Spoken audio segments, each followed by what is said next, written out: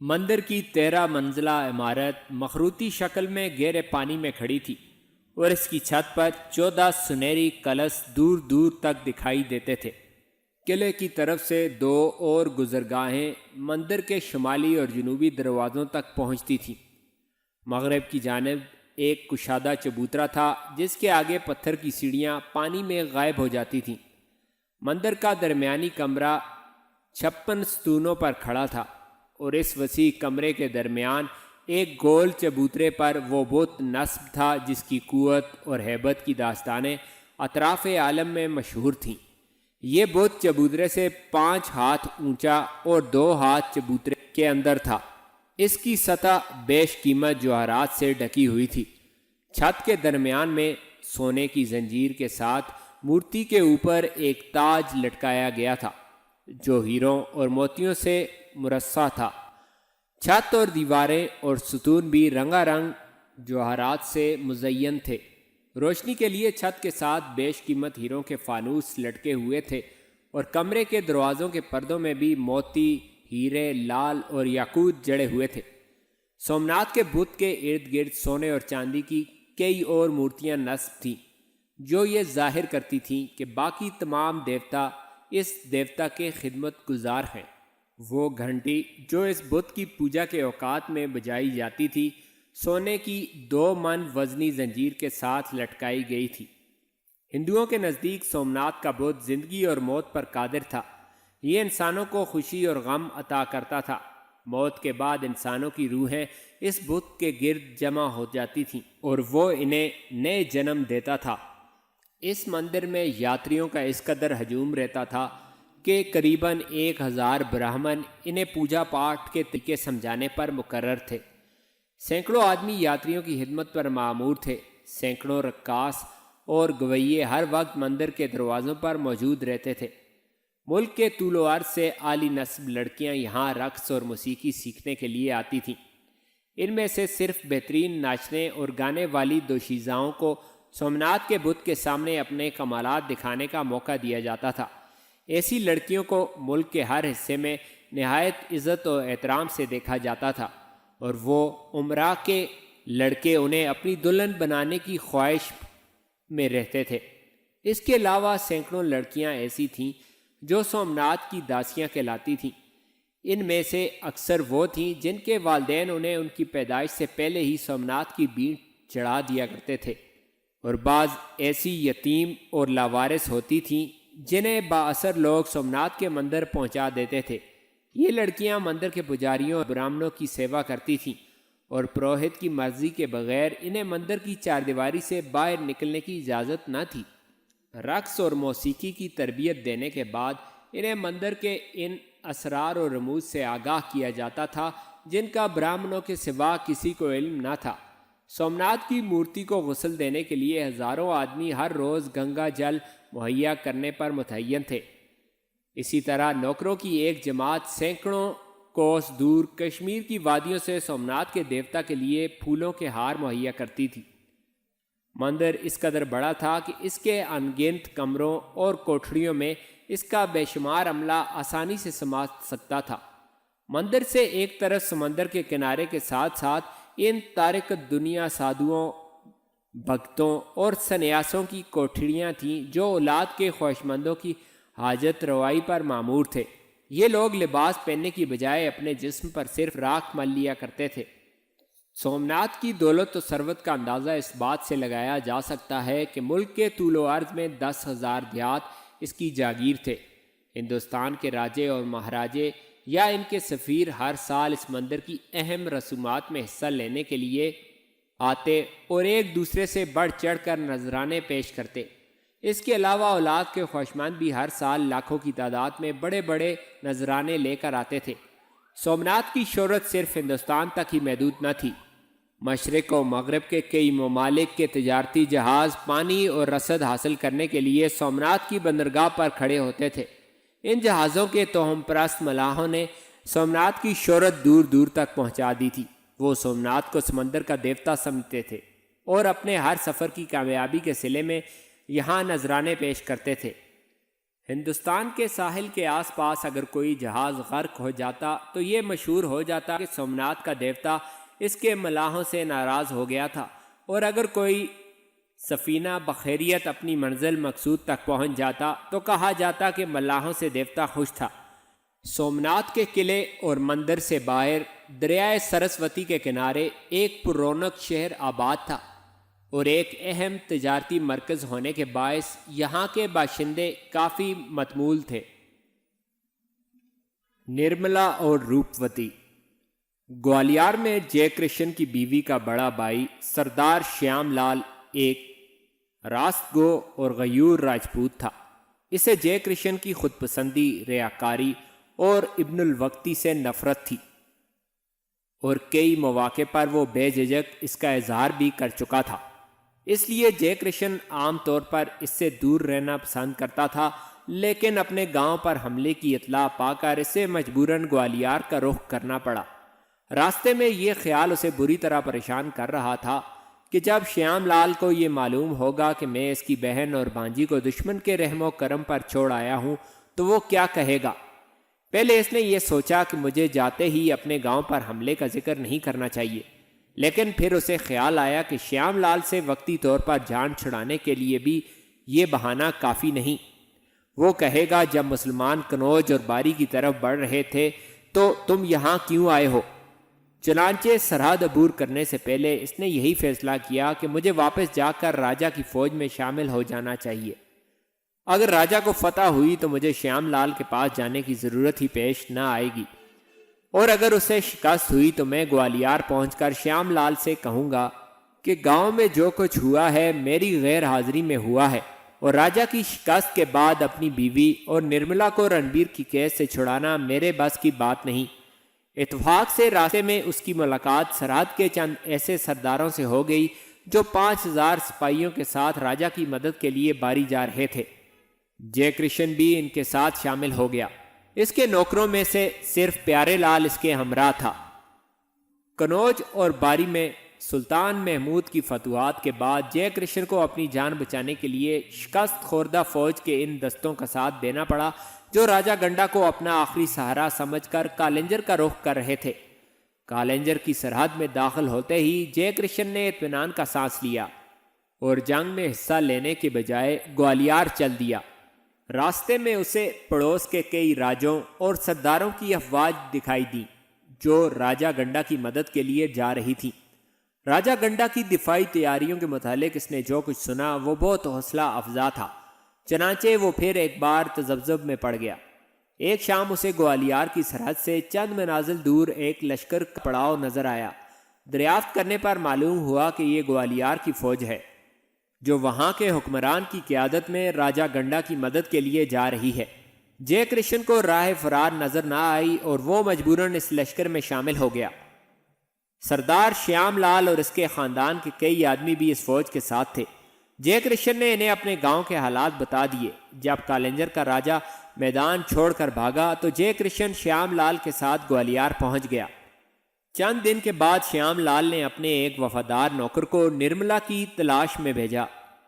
وہ یہ خبر لے کر آیا کہ نرملا کی ماں مر چکی ہے اور نرملا ابھی تک رنبیر کے گھر میں ہے۔ شیام لال نے بذات خود رنبیر کے پاس جانے کا فیصلہ کیا، لیکن اس کی روانگی سے قبل رنبیر کا نوکر شمبھو ناتھ نرملا کو لے کر پہنچ گیا۔ نرملا کی آمد کے بعد جے کرشن کو اپنے مستقبل کی فکر ہوئی۔ ہار ابن الوقت کی طرح وہ بھی پرلے درجے کا دور اندیش تھا۔ وہ جانتا تھا کہ گاؤں میں ایک فاتح کی حیثیت سے واپس جانے کے امکانات ختم ہو چکے ہیں۔ اگر وہ گوالیار کو محفوظ سمجھتا تو اپنی بیٹی کی خاطر قسم پرسی کی حالت میں بھی وہاں رہنا گوارا کر لیتا، لیکن وہ یہ جانتا تھا کہ راجہ گنڈا کی شکست کے بعد وسطی ہند کی قوت مدافعت ختم ہو چکی ہے، اور سلطان محمود جب دوبارہ اس طرف آئے گا تو گوالیار کی فوج اس کا راستہ نہیں روک پائے گی۔ پھر رنبیر ہر قیمت پر اسے تلاش کرنے کی کوشش کرے گا، اور اس صورت میں گوالیار کے سردار اور شاید گوالیار کا راجہ بھی مسلمانوں کی خوشنودی حاصل کرنے کے لیے اسے گرفتار کر کے رنبیر کے حوالے کر دے۔ رنبیر کے انتقام کا خوف اسے سوتے جاگتے پریشان رکھتا تھا۔ اسے کسی ایسی جگہ کی تلاش تھی جو رنبیر اور مسلمانوں کی دسترس سے دور ہو۔ کئی دن کے غور و فکر کے بعد سومناتھ اس کی جائے پناہ تھی۔ وہاں جنوب اور مغرب کے انگنت راجے اپنی افواج جمع کر رہے تھے اور پروہت فوجی تجربہ رکھنے والوں کو بڑی بڑی تنخواہوں پر ملازم رکھ رہے تھے۔ جے کرشن نے سوچا سومناتھ کے پجاری کو خوش کرنے کے بعد میرے لیے پڑوس کے کسی راجا کا مصاحب بن جانا مشکل نہ ہوگا۔ اس کے علاوہ نرملا سومناتھ کے مندر میں نسوانی کمالات حاصل کر سکے گی، جن کی بدولت معمولی لڑکیاں بھی شاہی محلات میں پہنچ جاتی ہیں۔ سب سے بڑی بات یہ تھی کہ سومناتھ مسلمانوں کے حملوں کی زد سے بہت دور تھا اور وہاں رنبیر جیسے دشمنوں کے پہنچنے کی توقع نہ تھی۔ شیام لال کا گوالیار کے دربار میں کافی اثر و رسوخ تھا اور اس کی یہ کوشش تھی کہ جے کرشن کو راجا کی فوج میں کوئی موزوں عہدہ مل جائے۔ جے کرشن چند دن شیام لال پر اپنا ارادہ ظاہر کرنے سے ہچکچاتا رہا۔ اسے ڈر تھا کہ کہیں وہ نرملا کو اس کے ساتھ بھیجنے سے انکار نہ کر دے۔ چنانچہ اس نے ایک بہانہ تلاش کیا اور شیام لال سے کہا، میں نے شیو جی سے منت مانی تھی کہ اگر نرملا مجھے دوبارہ مل گئی تو میں اس کے ساتھ سومناتھ کے مندر کی یاترا کے لیے جاؤں گا۔ نرملا نے بھی سومناتھ کی یاترا کے لیے اپنے باپ کا ساتھ دینے کی خواہش ظاہر کی، چنانچہ شیام لال نے کوئی اعتراض نہ کیا۔ اتفاق سے گوالیار کے چند یاتری سومناتھ جا رہے تھے۔ جے کرشن اور نرملا تنہا سفر کرنے کی بجائے ان لوگوں کے ساتھ شامل ہو گئے۔ یاتریوں کے مختصر سے قافلے کے ساتھ کئی دنوں سفر طے کرنے کے بعد جے کرشن اور نرملا ایک دن تیسرے پہر ایک چھوٹے سے شہر میں داخل ہوئے۔ شہر کے لوگوں سے دھرمشالہ کا راستہ پوچھنے کے بعد یہ قافلہ ایک کشادہ بازار سے گزرتا ہوا اس طرف چل دیا۔ جے کرشن اور نرملا سب سے آگے تھے۔ ایک چوک کے قریب پہنچ کر انہیں لوگوں کی چیخو پکار سنائی دی۔ جے کرشن نے ہاتھ کے اشارے سے اپنے ساتھیوں کو روکا اور خود گھوڑے کو ایڑ لگا کر آگے بڑھا۔ لوگ سراسیمگی حالت میں شور مچاتے ہوئے ادھر ادھر بھاگ رہے تھے۔ جے کرشن نے چند آدمیوں کو روک کر ان کی بدحواسی کی وجہ معلوم کرنے کی کوشش کی، لیکن وہ سب دوڑو بھاگو آ گیا کہتے ہوئے ادھر ادھر نکل گئے۔ چوک تک پہنچتے پہنچتے جے کرشن بذات خود اس قدر بدحواس ہو چکا تھا کہ اس میں آگے بڑھنے کی ہمت نہ تھی۔ اس نے گھوڑے سے جھک کر ایک آدمی کا بازو پکڑ لیا اور چلا کر بولا، کیا ہوا؟ کون آ گیا؟ تم بھاگ کیوں رہے ہو؟ بدحواس آدمی نے جھٹکے سے اپنا بازو چھڑا کر جے کرشن کے دائیں ہاتھ ایک تنگ گلی کی طرف اشارہ کیا اور وہاں سے رفو چکر ہو گیا۔ گلی کی طرف دیکھتے ہی ایک ثانیہ کے لیے جے کرشن سہم گیا۔ ایک مست ہاتھی سونڈ اٹھائے تیزی سے بھاگا چلا آ رہا تھا۔ آن کی آن میں جے کرشن کے سر پر آ گیا۔ جے کرشن نے یک لخت گھوڑے کی باگ موڑ لی اور بائیں ہاتھ کی گلی میں داخل ہو گیا۔ ہاتھی جے کرشن کا پیچھا کرنے کی بجائے کشادہ بازار کی طرف مڑ گیا۔ قافلہ کے آدمی اس صورتحال سے بے خبر چوک سے کچھ دور کھڑے تھے۔ نرملا بھی چند ثانیے وہاں کھڑی رہی، پھر جلد ہی سے گھوڑا دوڑا کر چوک میں پہنچ گئی تاکہ کسی فوری خطرے میں اپنے باپ کا ساتھ دے سکے۔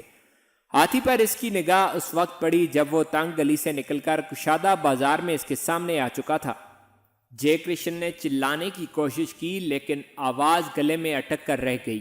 نرملا نے کترا کر اپنے باپ کے پاس گلی میں گھسنے کی کوشش کی، لیکن گھوڑا خوفزدہ ہو کر اچھلا اور نرملا نیچے گر پڑی۔ ہاتھی چنگھاڑتا ہوا آگے بڑھا۔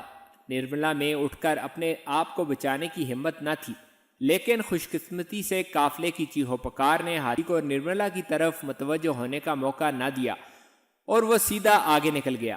چند یاتری جو گھوڑوں پر سوار تھے ادھر ادھر بھاگ گئے اور باقی آس پاس کی تنگ گلیوں میں چھپ گئے۔ تھوڑی دیر بعد نرملا کے گرد کئی آدمی جمع ہو چکے تھے۔ اس کی پیشانی سے خون بہہ رہا تھا اور جے کرشن گھوڑے سے اتر کر اسے ہوش میں لانے کی کوشش کر رہا تھا۔ اتنے میں سواروں کی ایک ٹولی وہاں آ گئی۔ ایک معمر اور خوش پوش آدمی نے اپنے ساتھیوں کو روکا۔ لوگ اسے دیکھتے ہی ہاتھ باندھ کر کھڑے ہو گئے۔ خوش پوش آدمی حادثے کی تفصیلات سننے کے بعد گھوڑے سے اتر کر تیزی سے آگے بڑھا۔ شہر کے لوگ اس کے سامنے سے راستہ چھوڑ کر ہٹ گئے۔ نرملا ہوش میں آ چکی تھی۔ جے کرشن اسے بیٹھنے کے لیے اپنے بازوؤں کا سہارا دے رہا تھا۔ اور شہر کا ایک آدمی اپنی پگڑی پھاڑ کر اس کے ماتھے پر پٹی باندھ رہا تھا۔ خوشپوش آدمی نے قریب آ کر پوچھا، تمہیں زیادہ چوٹ تو نہیں آئی؟ نرملا نے کوئی جواب نہ دیا۔ پٹی باندھنے والا آدمی جلدی سے اٹھا اور ہاتھ جوڑ کر بولا، مہاراج، بھگوان کی دیا سے ان کی جان بچ گئی ہے، ورنہ ہاتھی کا پاؤں ذرا اس طرف پڑ جاتا تو ان کی خیر نہ تھی، ان کا گھوڑا سیخ پا ہو گیا تھا۔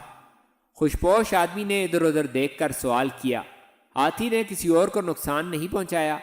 ایک آدمی نے جواب دیا، مہاراج، پچھلی گلی میں ایک آدمی اس کے پاؤں تلے کچلا گیا ہے، بڑا افسوس ہے، دیکھو اگر اس کا کوئی وارث ہو تو اسے ہمارے پاس لے آؤ۔ یہ کہتے ہوئے وہ دوبارہ نرملا کی طرف متوجہ ہوا۔ آپ کا گھر کہاں ہے؟ نرملا کی بجائے جے کرشن نے جواب دیا، ہم کنوج سے آئے ہیں اور ہمیں معلوم نہ تھا کہ اس ملک کے ہاتھی شہروں اور جنگلوں میں تمیز نہیں کرتے۔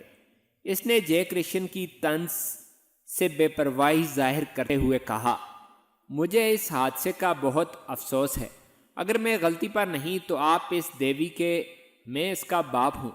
جے کرشن نے جلدی سے یہ کہہ کر اس کا فکرہ پورا کر دیا۔ آپ کہاں جا رہے ہیں؟ سومناتھ۔ تو ہماری منزل ایک ہی ہے، سومناتھ تک آپ میرے مہمان ہیں۔ جے کرشن اندازہ لگا چکا تھا کہ اس کا مخاطب کوئی بڑی حیثیت کا آدمی ہے، وہ ہر موقع سے فائدہ اٹھانے کا قائل تھا۔ تاہم نرملا کی طرف دیکھ کر اس نے کہا، آپ کا شکریہ، میری بیٹی شاید چند دن گھوڑے پر سواری کے قابل نہ ہو سکے، آپ تسلی رکھیں، ان کے لیے گھوڑے سے زیادہ آرام دہ سواری کا انتظام کر دیا جائے گا۔ یہ کہہ کر عمر رسیدہ آدمی نے اپنے ایک سپاہی کو حکم دیا، تم انہیں پڑاؤ میں پہنچانے کا انتظام کرو، ہم ہاتھی کا پتہ لگا کے آتے ہیں۔ یہ کون ہے؟ جے کرشن نے عمر رسیدہ آدمی کے جاتے ہی سپاہی سے سوال کیا۔ سپاہی نے جواب دیا، یہ مہاراج رگھوناتھ ہیں، انل واڑہ کے مہاراج کے چچا۔ جے کرشن نے اچانک محسوس کیا کہ اس کے لیے کامیابیوں اور کامرانیوں کے راستے کھل گئے ہیں۔ سپاہی سے باتوں باتوں میں جے کرشن کو معلوم ہوا کہ رگھوناتھ انل واڑہ کے حکمران کی حیثیت سے سالانہ خراج کے علاوہ 20 ہاتھیوں کا نذرانہ لے کر سومناتھ جا رہا ہے۔ تھوڑی دیر بعد 4 آدمی نرملا کو ایک پالکی پر ڈال کر رگھوناتھ کے پڑاؤ کی طرف لے گئے۔ جاتی دفعہ جے کرشن نے اپنے ساتھی یاتریوں کی طرف دیکھنا بھی مناسب نہ سمجھا، کیونکہ اب وہ انل واڑہ کے مہاراجہ بھیم دیو کے چچا کا مہمان تھا۔ پڑاؤ میں اسے رات گزارنے کے لیے ایک علادہ خیمہ دیا گیا۔ نرملا کی حالت خطرے سے باہر تھی۔ رگھوناتھ کے خاص طبیب نے اسے دیکھنے کے بعد جے کرشن کو یہ تسلی دی تھی کہ تمہاری بیٹی کو پالکی میں سفر کرنے سے کوئی تکلیف نہیں ہوگی۔ رات کے وقت جے کرشن انتہائی جوش و خروش کے عالم میں رگھوناتھ سے کہہ رہا تھا، میرا گھر بار لٹ چکا ہے، میرے وطن کے بڑے بڑے سردار دشمن کی غلامی کا طوق پہن چکے ہیں، لیکن میں نے یہ ذلت گوارا نہ کی۔ انہوں نے مجھے بھی بڑے بڑے لالچ دیے، لیکن مجھے اگر محمود کی اطاعت کے صلے میں کنوج کا تخت بھی مل جاتا تو بھی میں انکار کر دیتا۔ میرے لیے کسی غیرت مند راجپوت کے گھوڑوں کی رکھوالی اس تاج و تخت سے زیادہ قابل فخر ہے۔ میری زندگی کی سب سے بڑی آرزو یہ ہے کہ دشمن کو اپنے دیش سے نکالنے کے لیے اپنے خون کا آخری قطرہ تک بہا دوں۔ اس وقت میں چاہتا ہوں کہ نرملا کو سومناتھ کی حفاظت میں چھوڑ کر آس پاس کے تمام راجوں اور مہاراجوں کو بیدار کروں۔ اور رگھوناتھ اسے تسلی دے رہا تھا، ہمیں آپ جیسے آدمیوں کی بہت ضرورت ہے، مجھے یقین ہے کہ آپ اس ملک کی بہت بڑی خدمت کر سکیں گے۔ انل واڑہ سومناتھ کا دروازہ ہے اور میری کوشش یہ ہوگی کہ واپسی پر آپ کو وہاں لے چلوں۔ مہاراج آپ جیسے آدمیوں کی قدر کرتے ہیں۔ اگلے دن جے کرشن رگھوناتھ کے ہمراہ سومناتھ روانہ ہو گیا۔ نرملا ایک پالکی میں لیٹی ہوئی تھی، اس کے ساتھ رگھوناتھ کی ہمدردی رفتہ رفتہ دلچسپی میں تبدیل ہو رہی تھی۔ وہ ہر روز کئی بار کبھی اپنے طبیب اور کبھی جے کرشن سے اس کے متعلق پوچھتا، اور جب قافلہ کسی جگہ قیام کرتا تو وہ طبیب کے ساتھ خود بھی نرملا کے خیمے میں چلا جاتا۔ جے کرشن اس عزت افزائی پر پھولے نہیں سماتا، لیکن نرملا اس کے ساتھ عام طور پر بے توجہی سے پیش آتی۔ منزل مقصود تک پہنچتے پہنچتے نرملا کی حالت بہتر ہو چکی تھی۔ اس کے سر کا زخم مندمل ہو رہا تھا، لیکن بازو کا جوڑ ہل جانے کے باعث اسے چند دن اور آرام کی ضرورت تھی۔ سومناتھ کی چاردیواری میں داخل ہونے کے بعد جے کرشن اور اس کی بیٹی رگھوناتھ کے مہمان تھے۔ ہندوستان کے کئی اور حکمرانوں کی طرح انلواڑہ کے راجا نے بھی سومناتھ کی چاردیواری کے اندر اپنے لیے ایک خوبصورت محل تعمیر کیا ہوا تھا۔ رگھوناتھ نے اسی محل میں قیام کیا اور اس کے چند کمرے جے کرشن اور نرملا کو دے دیے۔ رگھوناتھ کی عنایات پر جس قدر جے کرشن خوش تھا، اسی قدر نرملا پریشان تھی اور وہ اپنے باپ کی مرضی کے خلاف اس سے دور رہنا پسند کرتی تھی۔ رگھوناتھ نے 2 ہفتے وہاں قیام کیا۔ اس عرصہ میں نرملا اس کی بدولت جے کرشن کے ساتھ اس کی دلچسپی بڑھتی گئی۔ وہ نرملا کی تیمارداری کے بہانے صبح و شام اس کے کمرے میں چلا جاتا اور نرملا ہر بار اسے یقین دلانے کی کوشش کرتی کہ میں بالکل ٹھیک ہوں۔ نرملا کو رقص اور موسیقی کی بجائے کتابیں پڑھنے کا شوق تھا اور رگھوناتھ نے پروہت سے مل کر مندر کے ایک مشہور پنڈت کی خدمات حاصل کر لیں۔ رگھوناتھ کی دلچسپی کے باعث نرملا ایک عام لڑکی کی بجائے ان عالی نسب شہزادیوں کی ہم مرتبہ خیال کی جانے لگی جو مندر میں تعلیم و تربیت حاصل کرنے آئی ہوئی تھی۔ جے کرشن رگھوناتھ کی دعوت پر اس کے ساتھ انلواڑہ جانے کا فیصلہ کر چکا تھا۔ رگھوناتھ کو اپنے حال پر مہربان دیکھ کر وہ نہ صرف اپنے بلکہ نرملا کے مستقبل کے متعلق بھی بہت پر امید تھا۔ 2 ہفتوں کے بعد رخصت ہوتے وقت اس نے نرملا سے کہا، بیٹی، میری زندگی کی آخری خواہش یہ ہے کہ تم کسی سلطنت کی رانی بنو۔ اگر مجھے تمہارے مستقبل کی فکر نہ ہوتی تو میں تمہیں یہاں چھوڑ کر رگھوناتھ کے ساتھ نہ جاتا۔ نرملا نے آبدیدہ ہو کر جواب دیا، پتا جی، مجھے رانی بننے کا شوق نہیں، میں دنیا کو تیاگ کر مہادیو کی داسی بننا چاہتی ہوں۔ میں اس جگہ خوش رہوں گی۔ جے کرشن نے اس کے سر پر ہاتھ پھیرتے ہوئے کہا، بیٹی، تمہیں اپنے باپ کی بے بسی پر آنسو نہیں بہانے چاہیے۔ میں اس حالت میں بھی تمہارے لیے خوشیوں کے محل تعمیر کر سکتا ہوں۔ روپوتی انتہائی بے چینی سے غروب آفتاب کا انتظار کر رہی تھی۔ اسے رقص کی تعلیم دینے والے پجاریوں نے ایک طویل اور صبر آزما انتظار کے بعد یہ خوشخبری سنائی تھی کہ آج تم دیوتا کے سامنے اپنے جوہر دکھا سکو گی۔ اس دن کے لیے وہ ہر روز کئی گھنٹے ناچ کی مشق کیا کرتی تھی۔ رقص و موسیقی کو سومناتھ کی پوجا کی رسومات میں غیر معمولی اہمیت حاصل تھی، چنانچہ نوجوان اور حسین لڑکیوں کو ان فنون کی تربیت دینے کے لیے بہترین استاد مقرر تھے۔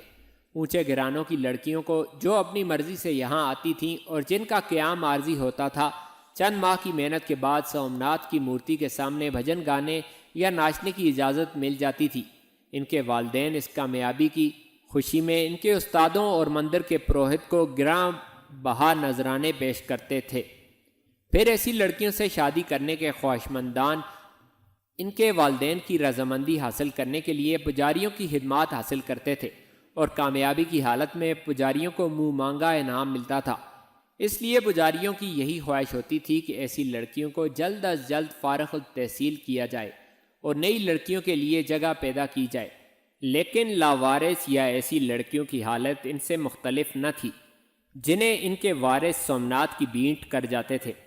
یہ مندر کی داسیاں کہلاتی تھیں اور تعلیم و تربیت کے طویل اور صبر آزما مراحل سے گزرنے کے بعد ان پر مندر کے ایسے اسرار منکشف ہوتے تھے جن کا مندر سے باہر کسی کو علم نہ تھا۔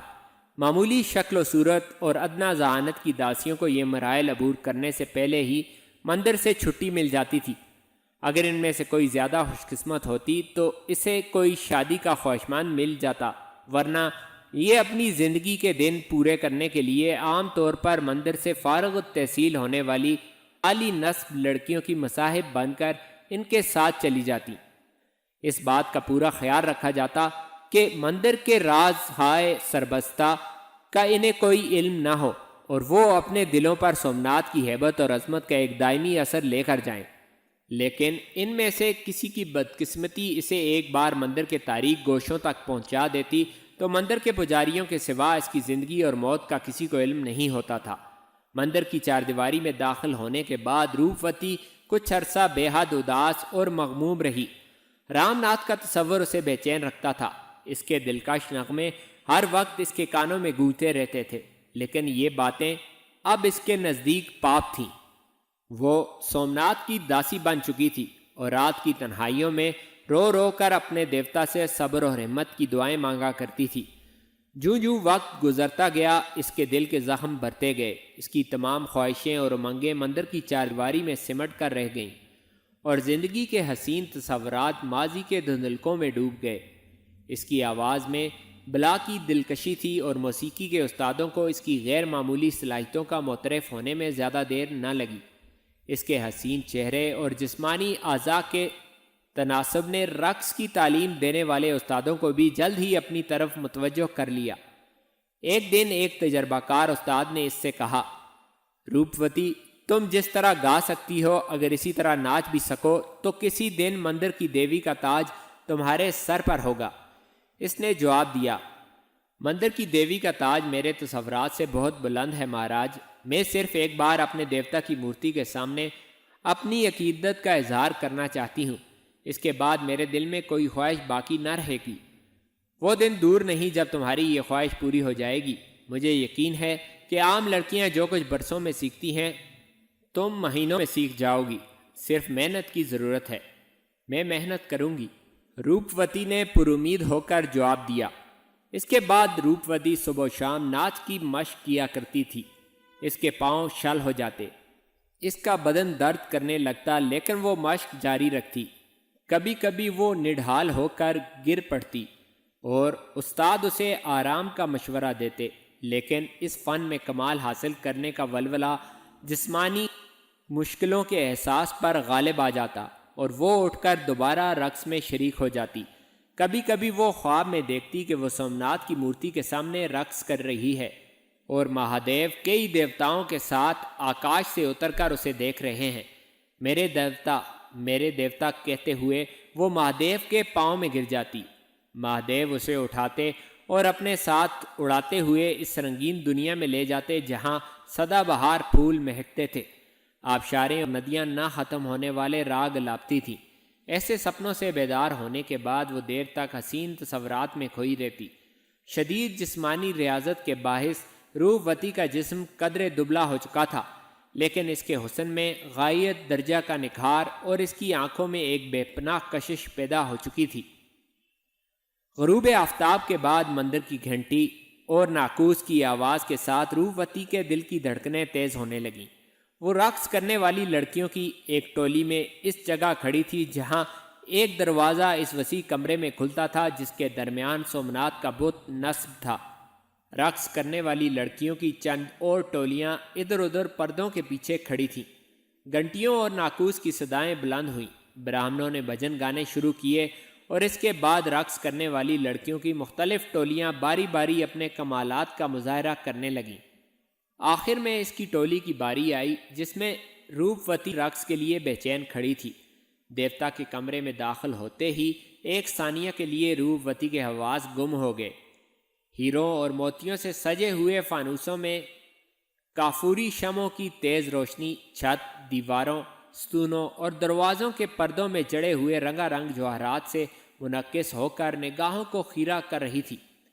سومناتھ کا بت جن بیش قیمت ہیروں سے مزین تھا وہ تاروں کی طرح جلملا رہے تھے۔ براہمن دیواروں کے ساتھ کھڑے تھے اور ان سے آگے سومناتھ کے بت کے چاروں طرف ان دیوتاؤں کی سونے اور چاندی کی مورتیاں تھیں جنہیں سومناتھ دیوتا کا دربان سمجھا جاتا تھا۔ رقص شروع ہوا اور گھنگروؤں کی چھن چھن اور پردوں کی اوٹ سے سازوں کی آواز نے روپوتی کے رگ و پے میں بجلی کی لہر دوڑا دی۔ وہ ناچ رہی تھی اور باقی تمام لڑکیوں کے مقابلے میں نو مشق ہونے کے باوجود تماشائیوں کی نگاہیں اس کی طرف مرکوز ہو رہی تھیں۔ ایسا معلوم ہوتا تھا کہ زندگی کی تمام دھڑکنیں سمٹ کر اس کے وجود میں آ گئی ہیں۔ ہر ٹولی کی لڑکیاں ایک ایک کر کے سومناتھ کے بت کے سامنے آتی اور تھوڑی دیر اپنے کمال کا مظاہرہ کر کے بغل کے کمروں میں غائب ہو جاتی تھی۔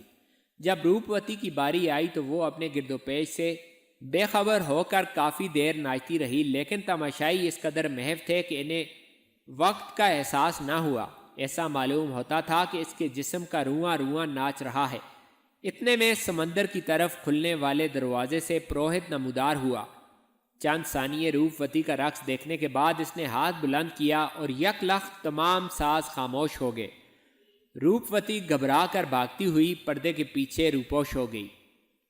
पुरोहित ने कहा, चंद्रमा समंदर के देवता को जगा चुका है, अब सिर्फ सोमनाथ की देवी का नाच होगा। पर्दों की ओर से मुख्तलिफ साज़ों की सदाएं एक बार फिर बुलंद होने लगीं और तमाम लड़कियां मुख्तलिफ दरवाज़ों से निकलकर दोबारा मूर्ति के सामने जमा हो गईं और फर्श पर बैठकर अपने बाजू हवा में लहराने लगीं। एक हसीना और जमील औरत जिसके सर पर हीरों का ताज था अचानक नमूदार हुई और नाचते हुए सोमनाथ के बुत के सामने आ गई। इसका नाम कामिनी था, लेकिन लोग इसे सोमनाथ की देवी कहते थे। कामिनी का रक्स अबूदियत के जज्बात के इजहार की बजाय जिस्म की प्यास का मुजाहरा कर रहा था। वो एक ज़ख्मी शेरनी की तरह पेचोखम खा रही थी। इसके बाजू नाक की तरह लहरा रहे थे। अपने पुजारियों के जिस्म को राहतें बख्शने वाले देवता के सामने वो एक मुजस्सम इल्तिजा थी। मंदिर में नाकूस और घंटियों की सदाएं ज़्यादा बुलंद होने लगीं। पुजारियों और रक्स करने वाली लड़कियों ने बुलंद आवाज़ में भजन गाना शुरू कर दिया। घंटियों की सदाएं जूं जूं बुलंद हो रही थीं, कामनी के जोश व खरोश में इजाफा हो रहा था। ऐसा मालूम होता था कि इसकी रगों में खून की बजाय बिजलियां दौड़ रही हैं। फिर मंदिर से बाहर समंदर का शोर सुनाई दिया और उठती हुई लहरों का पानी कमरे के अंदर जमा होने लगा। जब इस कमरे में पानी बढ़ने लगा तो रकासाएं और पुजारी महादेव की जय के नारे लगाते हुए मंदिर के बालाई हिस्सों का रुख कर रहे थे। अब इनकी जगह चांद का देवता अपना फर्ज अदा कर रहा था। सोमनाथ का बुत आहिस्ता आहिस्ता पानी में डूब रहा था। पूजा की रस्मात मुकम्मल हो चुकी थी और पुजारियों के नारों के जवाब में हजारों लोग जो मंदिर से बाहर खड़े थे महादेव की जय के नारे लगा रहे थे।